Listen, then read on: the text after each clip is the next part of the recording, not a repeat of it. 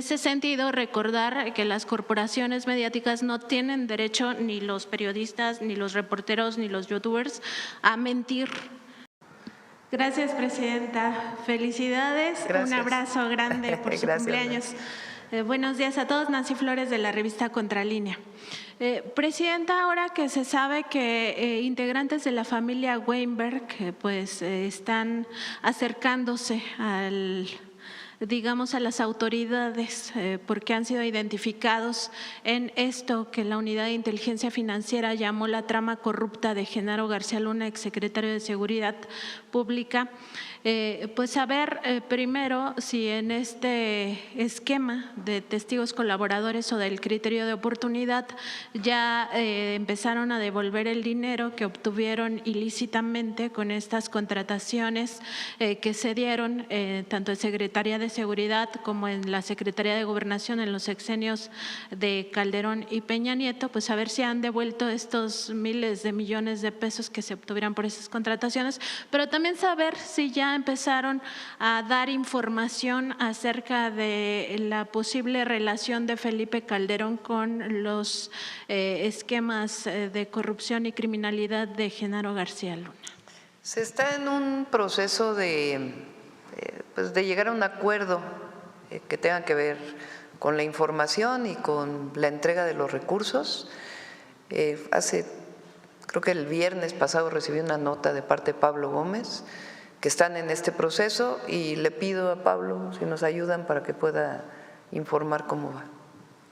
Pero no tiene que ver con, si no se llega al acuerdo, continúa el juicio, no hay ningún problema y es un juicio que está en Estados Unidos. En otro tema, presidenta, en los sexenios panistas y priistas se tuvo esta relación entre México. México se convirtió en un cliente frecuente de la industria bélica de Israel. Incluso nosotros documentamos cómo en el sexenio justamente de Felipe Calderón se adquirió el malware de espionaje Pegasus, que después fue utilizado indebidamente en términos políticos, ¿no? Que ahora vemos al PAN diciendo, a personajes del PAN diciendo que se va a espiar, ¿no? a las personas. Ellos sí lo hacían cuando estuvieron en el gobierno.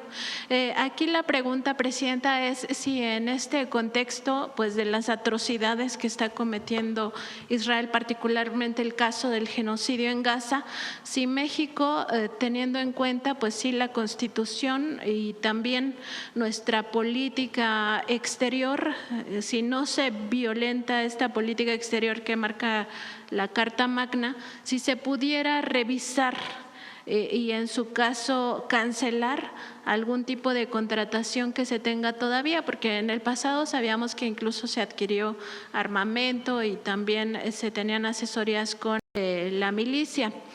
Saber primero si todavía se tienen estas contrataciones y sobre todo si se puede cancelar, porque la industria bélica israelí es la que más gana con esta guerra en Oriente Medio y también la que más gana con la posibilidad de que haya, ojalá no lleguemos a ese momento de la humanidad, una tercera guerra mundial, porque hay que recordar que esta industria también es muy especulativa. No se está comprando nada en este momento al Estado de Israel o a alguna de las empresas.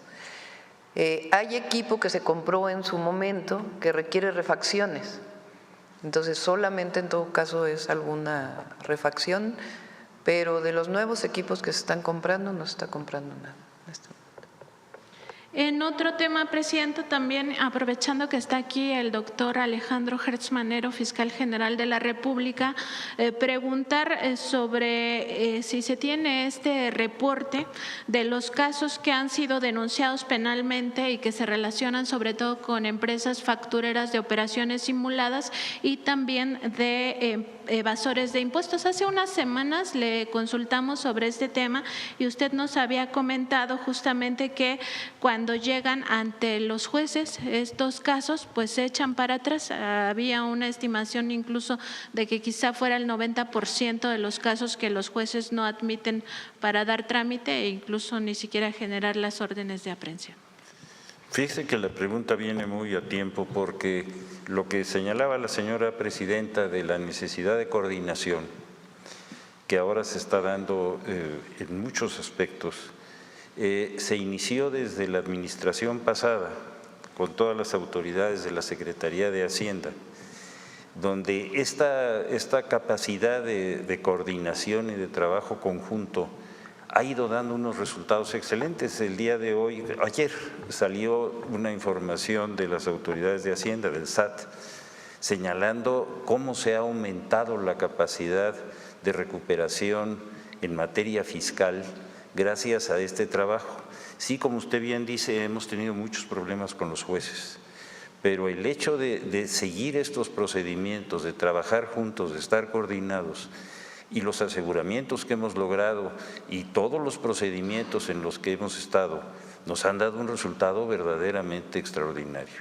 Y la muestra más clara es la información que dio ayer el SAT sobre esto.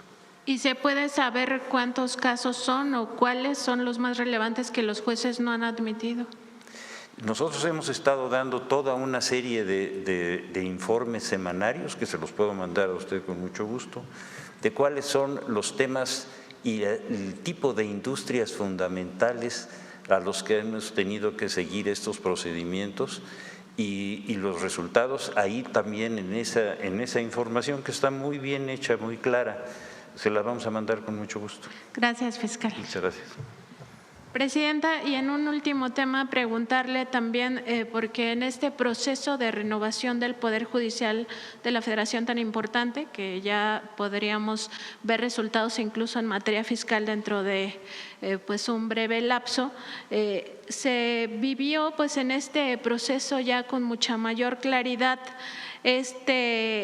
digamos que este esquema o estas áreas importantes dentro del Instituto Nacional Electoral que siguen capturadas por un grupo conservador. Incluso pues llamó la atención la declaración de la consejera presidenta Guadalupe Tadei el día que ya se sancionó esta elección como válida, la validez de la elección judicial.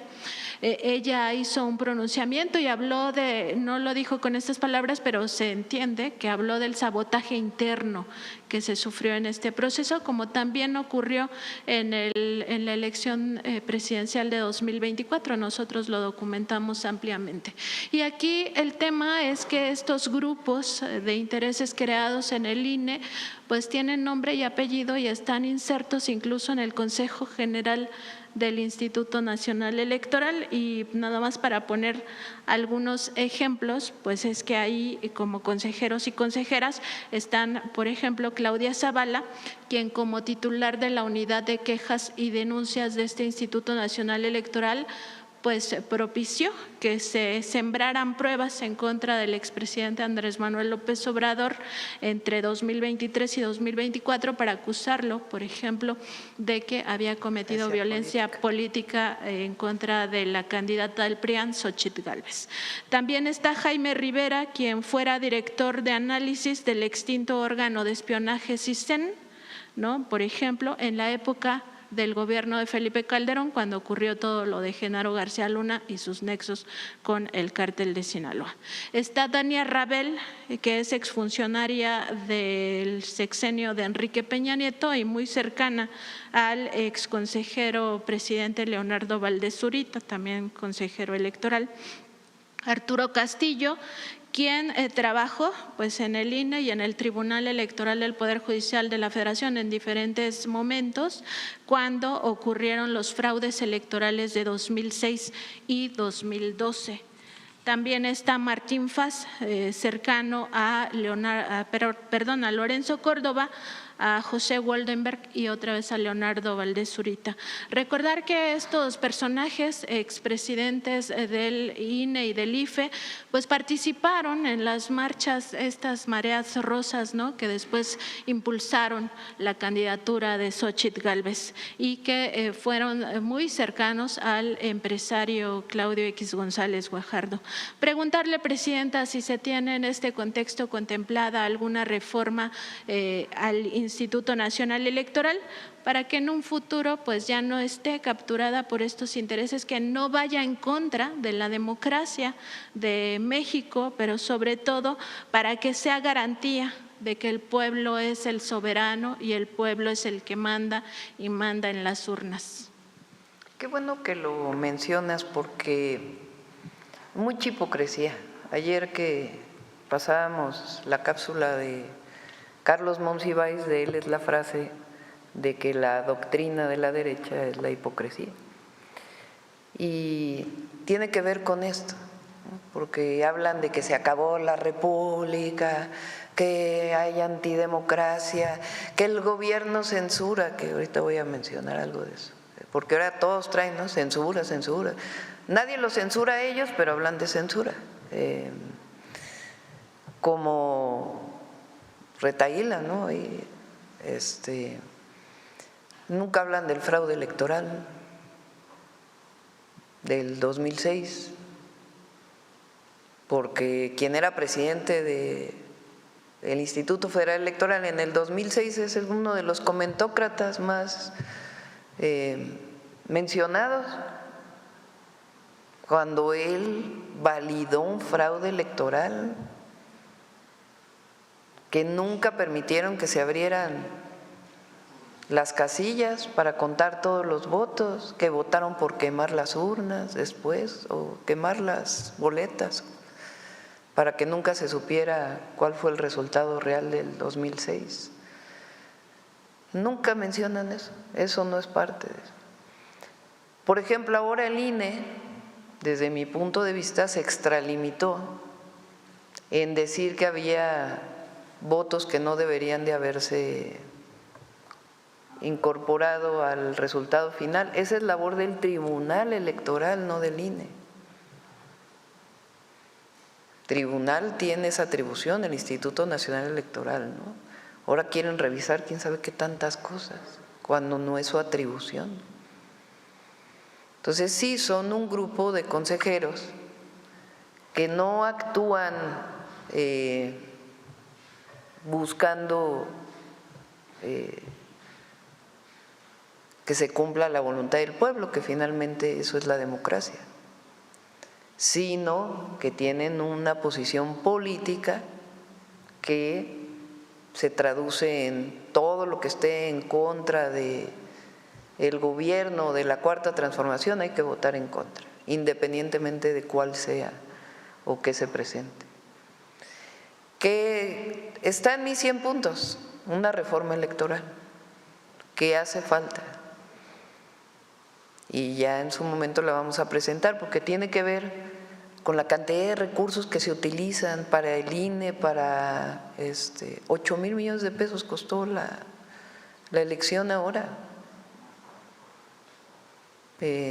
La cantidad de recursos en las elecciones, la cantidad de recursos que tiene el INE, la cantidad de recursos que tienen los partidos políticos.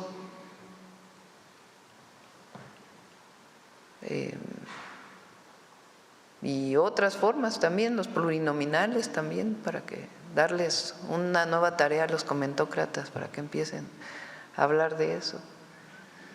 Y regreso al tema de la censura, porque es que es increíble.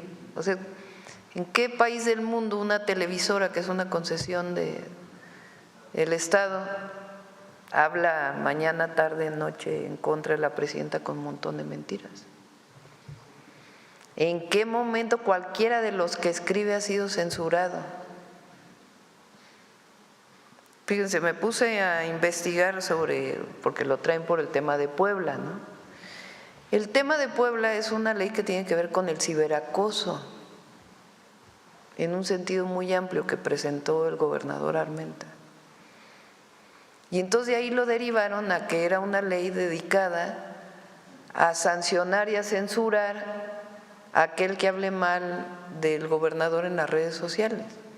Que tenga que clarificarse, se clarifica, pero es una ley contra el ciberacoso que ya existe en Nuevo León, que ya existe en Coahuila, que ya existe en otros estados. Ese era el objetivo, o ese es el objetivo de la ley que presentó el gobernador de Puebla. Y en todo caso que ahí quede establecido en la ley que no tiene que ver con los funcionarios públicos. El caso de Laida Sansores, que vale la pena revisarlo, que es un tema que tiene que ver con la violencia contra las mujeres. En mi caso, lo he dicho en cualquier tema, es libertad de expresión. Pero el nivel de críticas al que se ha llegado contra una mujer gobernadora, una mujer cualquiera que fuera el partido político de esta persona, vinculadas a su físico, no tiene nada que ver con lo político, sino una crítica despiadada, misógina. Entonces ahora que estuve con la idea, dice, bueno, es que en algún momento tiene que resolverse este problema de violencia de género tan fuerte contra las mujeres, por un problema que no tiene nada que ver con la forma en que gobiernas o lo que hiciste o lo que no hiciste, sino con el físico de la persona. O con palabras que denigran de una manera terrible a una mujer. Entonces, vale la pena discutir, porque eso no tiene que ver con la censura. ¿Hasta dónde puede llegar una crítica de este tipo? Repito, en mi caso, libertad de expresión, y es lo que pensamos en el movimiento. Pero son dos temas que los han levantado como si fuera que ahora Morena quiere censurar o que ahora los que venimos de Morena queremos censurar, cuando hay la mayor libertad de expresión de la historia. No se censura a nadie, no se le habla por teléfono a nadie para decirle, oye, quita este reportero, quita esta persona, como era antes, porque me está criticando, me está molestando. Entonces, repito, el tema de la Guardia Nacional, que es pura ignorancia y que lo traen hoy no sé cuántos columnistas, y el tema de la censura, que también vale la pena ver de dónde salió, siempre defendiendo la libertad de expresión.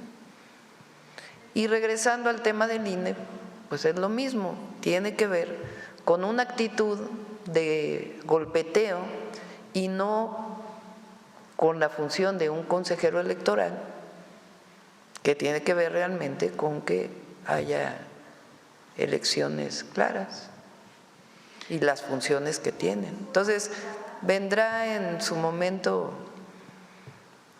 Yo estoy explicando de dónde salió esta supuesta crítica, pero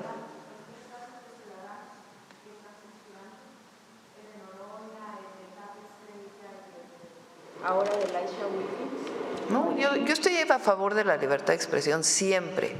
Lo que digo es de dónde sale la crítica de la supuesta censura. Una crítica o sea, hablan, escriben lo que quieren, no tienen problema, nadie los cuestiona y hablan de censura. ¿De dónde surgió la crítica? De dos leyes. Una ley que era de ciberacoso, que no tenía que ver con la crítica al gobernador y que en todo caso sé elegirle, que no tiene que ver con las críticas al gobernador, pero que es indispensable todo el problema del ciberacoso, discutirlo, particularmente contra las mujeres, de ahí viene la ley Olimpia, por ejemplo, y el tema del nivel de crítica a una mujer por ser mujer, por cómo te vistes, por cómo hablas, por cómo te pintas. Es importante discutirlo, muy importante en nuestro país.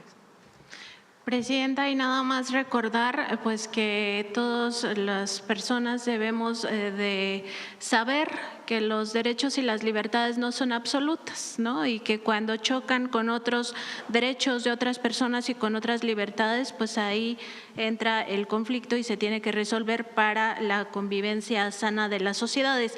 Y en ese sentido, recordar que las corporaciones mediáticas no tienen derecho, ni los periodistas, ni los reporteros, ni los youtubers, a mentir. No tenemos el derecho a mentir, eso es una violación al derecho humano a la información y al derecho humano a la verdad que tiene el pueblo de México. Muchas gracias, Presidenta. Muy bien, adelante. A ver, vamos hasta allá atrás.